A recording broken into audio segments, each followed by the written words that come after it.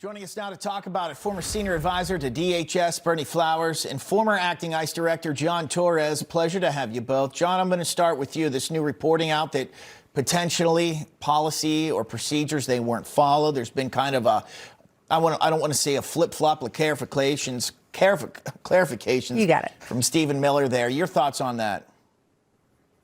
Yeah, thanks for having me on. My initial thoughts when I hear that is that, it goes back to what we've seen in my career.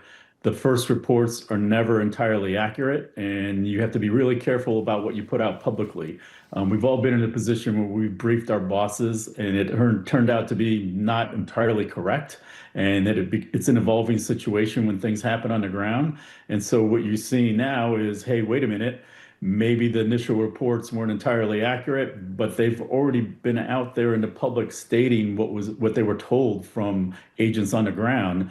And so I think everyone's taking a step back now saying, well, let's let the investigations play out. Let's take a look at all the video that's out there and the evidence and find out where things may have gone sideways if they did.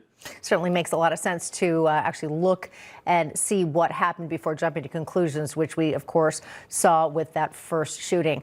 Bernie, we know that, of course, you worked with Secretary Mayorkas. He was impeached by House Republicans. And according to Axios and other reports, the shoe may now be on the other foot, so to speak. They write, quote, House Democrats' support for articles of impeachment against DHS Secretary Kristi Noem surged again today, with House Minority Leader Hakeem Jeffries effectively giving his blessing to the effort. Bernie, Bob and I had Senator John Fetterman on the show yesterday, and he said he definitely calls for her resignation. He stopped short of saying impeachment. But my question is, what did she do wrong, or what should she have done differently that would warrant this action?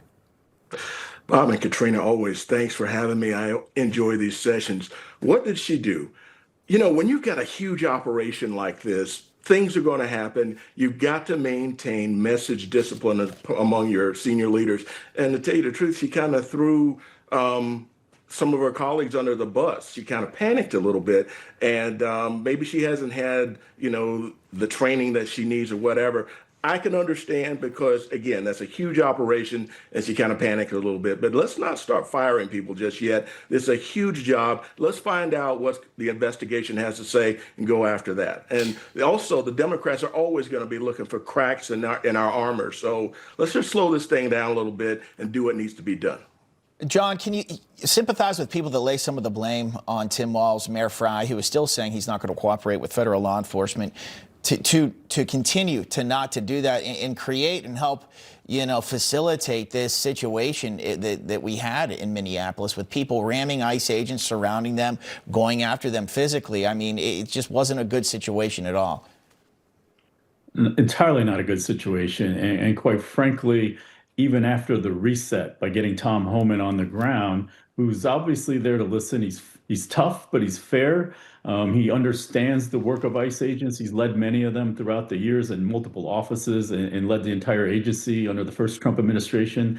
It's not smart to get out and put those types of statements out saying you're not going to do any enforcement of immigration law. I understand what he's trying to say, that it's the federal government's job to do that and not the state and locals. But at the same time, when you're having these discussions, putting out those types of statements, they don't really help anything here when you're trying to negotiate. And ultimately, everyone has to look at each other's perspective when you're having these discussions. And that includes looking at the number of assaults, the number of threats, and the way that the entire situation is currently evolved with the chaos that's out there on the streets. There's enough blame on both sides here.